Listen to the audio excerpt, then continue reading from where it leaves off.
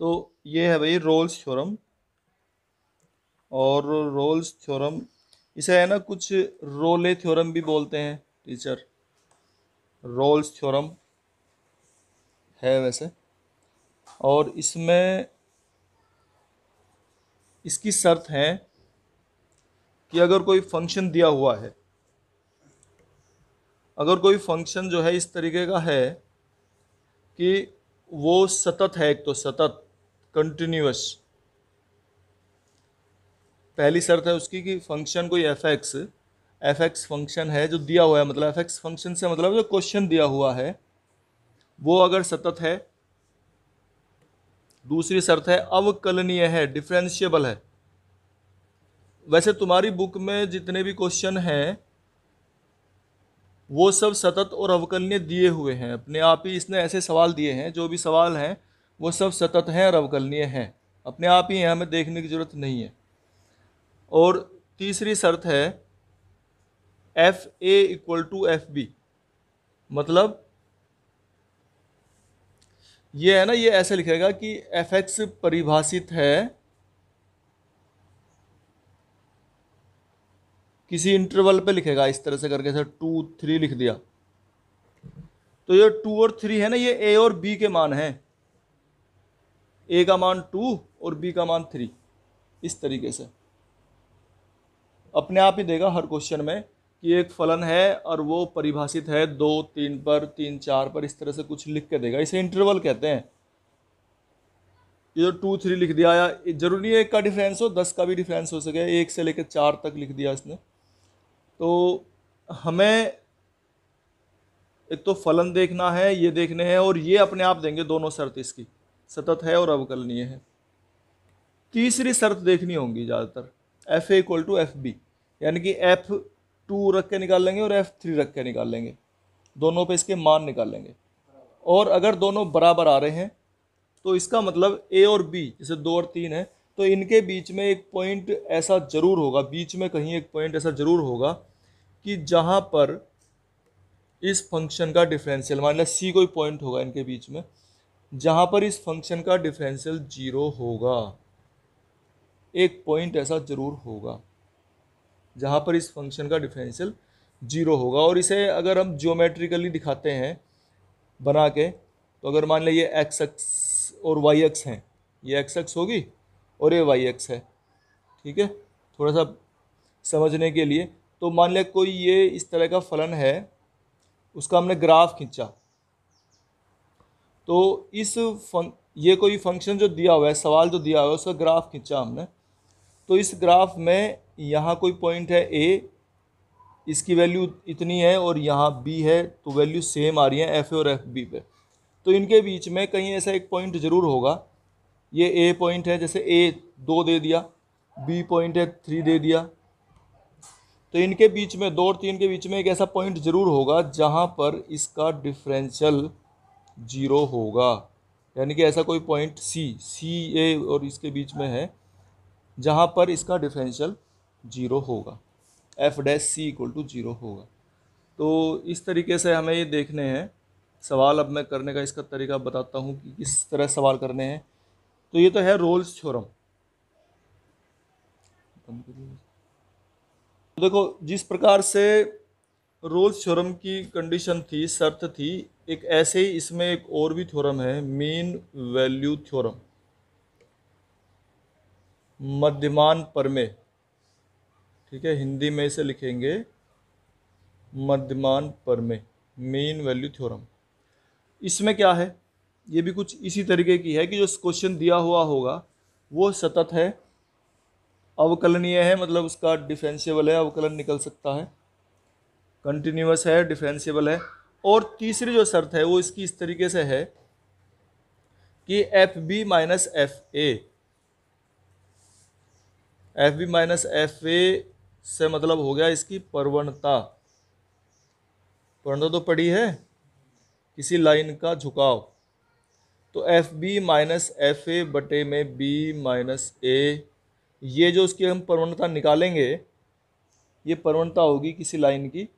तो ये प्रवणता इक्वल टू इसके बीच में कोई एक ऐसा पॉइंट जरूर होगा कि फंक्शन का डिफरेंशियल उस पॉइंट पर इसकी प्रवणता देगा। देखो जैसे ये है, समझने के लिए बता रहा हूँ कि ए पर मान लिया फंक्शन की वैल्यू यहाँ है, बी पर निकाल ली तो यहाँ आ रही है फंक्शन की वैल्यू, तो इनके बीच में ये कर्व हो गया हमारा, जो फंक्शन दिया है इसका कर्व खींच लिया हमने।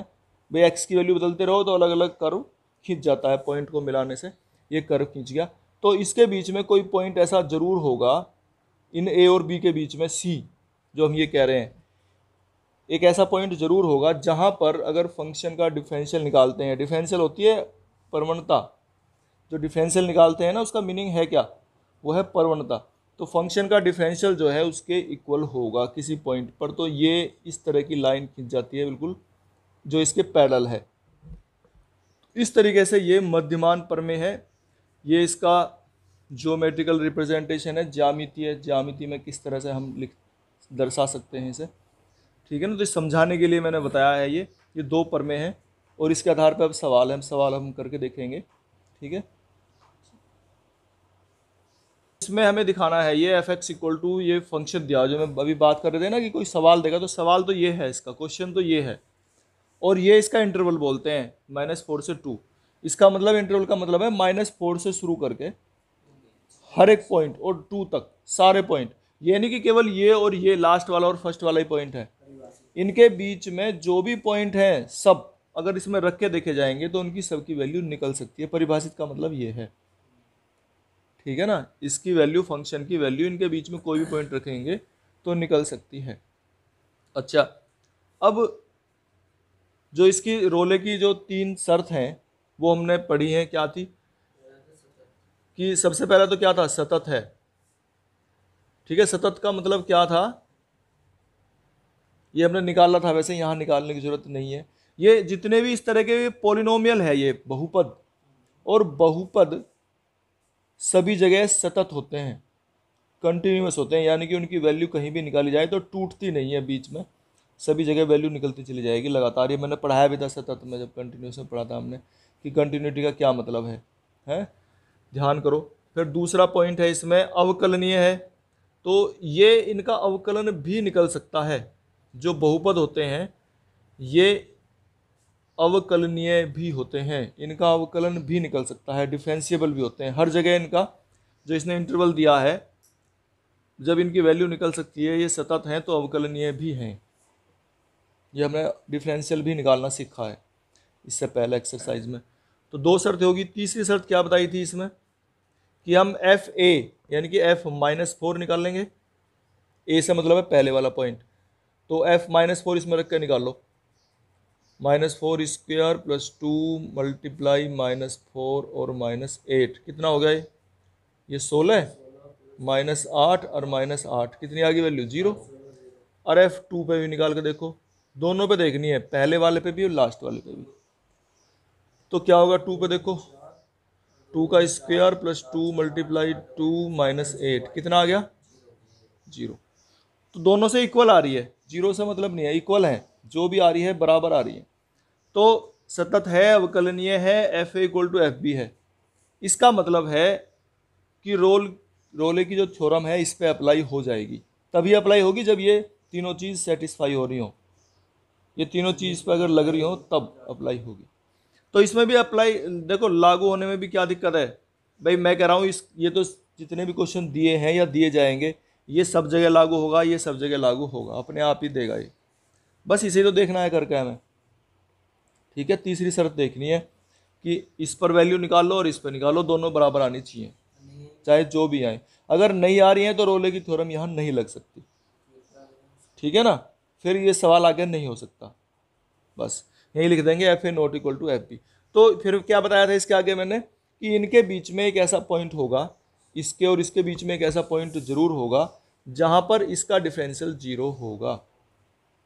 तो अब इसका डिफरेंशियल निकाल लेंगे हम, f' कहेंगे उसे, ठीक है ना, f', इसका डिफरेंशियल क्या होगा 2x और +2, और फिर इसको 0 ले लेंगे,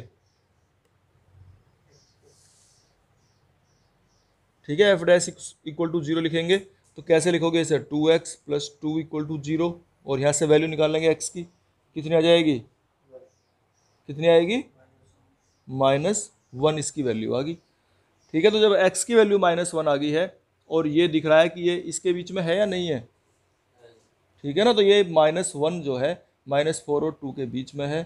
तो यही हमें दिखाना था कि इनके बीच में ये एक ऐसा पॉइंट होगा कि जहाँ पर इस फंक्शन का डिफरेंशियल 0 होगा। तो यहाँ c इक्वल टू कितना आ गया, -1। अतः रोले की फिर लिख देंगे, रोल्स थ्योरम सत्यापित है। ठीक है ना, रोले की प्रमेय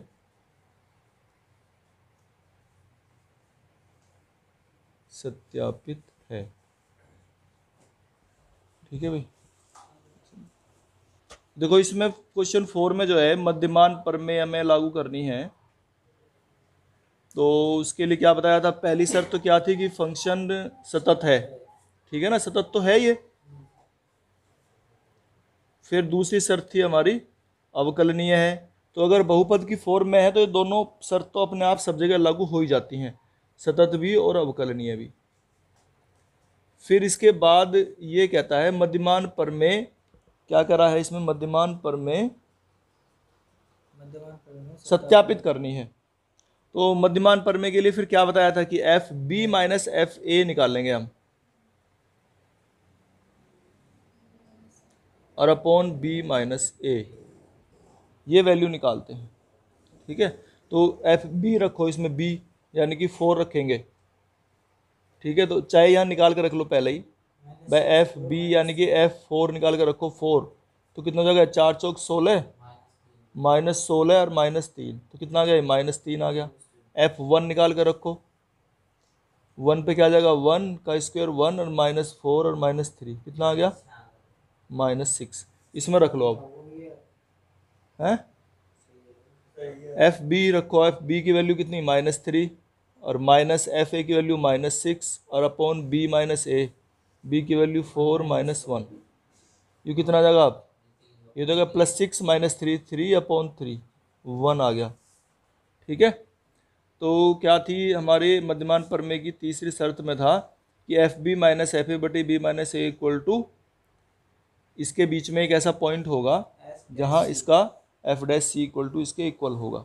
ठीक है, तो इसका डिफरेंशियल निकाल कर रखो, एफ डैश एक्स कह दो चाहे, कितना जाएगा 2x - 4 और equal to F B minus F A, ये जो वैल्यू निकल के आ रही है इक्वल टू 1 के होगी। ये इसे सोल्व कर लेंगे तो 2x इक्वल टू कितना जाएगा, 4 + 1 और x इक्वल टू कितना आ गया, 5/2। यानी कि इनके बीच में एक ऐसा पॉइंट होगा ए और बी के बीच में, तो इसकी वैल्यू कितनी आ रही है, 2.5, ढाई तो इसके बीच में पड़ेगा ना 1 और 4 के बीच में। तो जो इंटरवल है हमारा 1 और 4, ये पूछना चाह रहा है कि जो इनके बीच में कोई ऐसा पॉइंट निकाल कर दिखाओ जहाँ पर इसकी प्रवणता और इसकी प्रवणता बराबर होती हो। तो इनके बीच में पॉइंट है 5/2 या 2.5। तो ये सत्यापित करने के लिए कह रहा था, ये निकालने के लिए। ठीक है, ये देखो क्वेश्चन नंबर 5 है ये। तो 5 में इसने क्वेश्चन ये दिया हुआ है, f(x) इक्वल टू फंक्शन दिया हुआ है और a equal to 1 b equal to 3। तो ये तो बताया था, ये तो सब जगह है ही है, सतत और अवकलनीय है, तो है ना। अब इसमें F B minus F A और अपॉन बी माइनस ए इनकी वैल्यू निकालेंगे। तो तुमने निकाल रखी है इक्वल टू 1 रखेंगे। इसमें F1 की वैल्यू कितनी आ रही है बताओ, 1 रखेंगे तो 1 और -5 और -3 कितनी आ गई, ठीक है। और F3 पे निकाल लो, कितनी आ रही है F3 पे वैल्यू, 27 और ये 3 × 9 = 45 है और -9 तो कितने बचेंगे, 27 माइनस के, ये आ गई एफ बी। अब इसमें रख लो F B minus F A, तो माइनस के 27 -7 अपॉन बी माइनस ए, कितने हो गए ये प्लस के 7 हो जाएंगे, तो माइनस के 20 बटे में 2 कितना आ गया, -10 आ गया। तो अब ये कहता है कि इसकी जो वैल्यू है एक तरह से प्रवणता निकल के आ गई, है ना। ये इस पे परवणता निकल के आ गई, ए और बी बिंदुओं को मिलाने वाली रेखा की परवणता है ये। जो हमारा ए यहाँ से शुरू था, मैंने वो ग्राफ खींच कर दिखाया था, ध्यान करो, यहाँ से और इस पॉइंट को मिलाने वाली रेखा की परवणता है। तो ये कहता है कि इनके बीच में एक पॉइंट ऐसा और भी होगा 1 और 3 के बीच में कि जिस पर परवणता इसके बराबर आ जाएगी, यानी कि एक लाइन और खींची जा सकती है उसके पैरेलल। एक पॉइंट ए और बी के बीच में ऐसा जरूर होगा जिस पर एक पैरेलल लाइन खींची जा सकती है, ऐसे निकालना। तो वो हम वैल्यू निकाल देते हैं एफ डैश करके, है ना, एफ डैश एक्स, इसका डिफरेंशियल निकाल लेंगे तो कितना जाएगा, 3x² माइनस 10x और माइनस 3, ये निकल के आ गया हमारा एफ डैश एक्स। तो अब इसको उसके इक्वल रख देंगे, इसके 3x² माइनस 10x माइनस 3, क्या था वो, क्या थी शर्त इसकी, F B minus F A बटे B minus equal to F dash C. C से मतलब ये पॉइंट निकालना है, तो इसे एक्स को सी रख लो चाहे एक्स में रख लो, और इक्वल टू उसके रख दो माइनस 10 के, 10 को इधर ले आओ तो 3x² माइनस 10x और प्लस 7, ये आ गया, ठीक है ना। अब 7 या 21 के 2 टुकड़े ये हो जाएंगे, कितने जाएंगे, 3x² माइनस 3x और माइनस 7x और प्लस 7। तो 3x कॉमन इसमें से, x माइनस 1 और इसमें से माइनस के 7 कॉमन, तो x माइनस 1। तो फैक्टर आ गए हमारे, क्या आ गए factor, x minus 1, 3x minus 7। अब यहाँ से वैल्यू निकल गई x की, क्या क्या 1 एक तो, और एक इससे निकल गई 7/3। तो देखो 1 जो पॉइंट है ना हमारा, 1 को तो हम लेंगे नहीं क्योंकि 1 तो इसमें आ ही रहा था, इनके बीच में होना चाहिए, 1 और 3 के बीच में, तो बीच में ये पड़ेगा। अगर इसे सोल्व करते हैं तो 3 दूनी 6, 2 सही 1/3, तो 2 से ज़्यादा हो गया ना, 3 से तो कम ही हो गया, तो 1 और 3 के बीच में पड़ रहा है ये। तो इसका मतलब हमारा सी जो पॉइंट है वो 7/3 है, जिस पर अगर परवणता वो लाइन खींची जाती है तो उसकी परवणता और इस ए बी को मिलाने वाली रेखा की परवणता के बराबर होगी। ठीक है, ये तो इतना पार्ट है, इसका दूसरा पार्ट भी अभी करेंगे। तो देखो इसमें सेकंड लाइन में पूछ रहा है ये F dash C equal to 0, तो ठीक है इसको 0 कर दो, इसमें सी रख दो चाहे, ठीक है ना। एफ डैश सी रखेंगे तो क्या हो जाएगा, 3c² माइनस 10c माइनस 3। तो ये सी या एक्स से तो कोई दिक्कत नहीं है, एक ही बात है दोनों।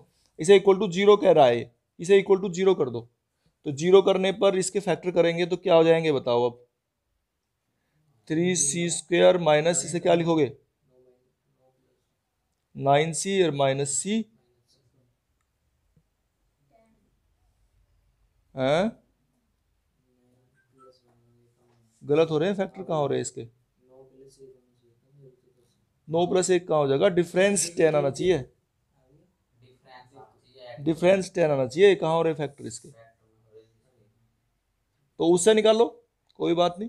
कैसे निकालोगे, सीधे 4 से डी फॉर्मूले से निकाल लो, तो minus B plus minus root B का स्क्वायर माइनस 4ac 4, ये 3 × 9 = 36 है, यही तो हो गया, और अपॉन 2a, तो ये कितना जाएगा 10 प्लस माइनस 136, 136 कितना हो भाई,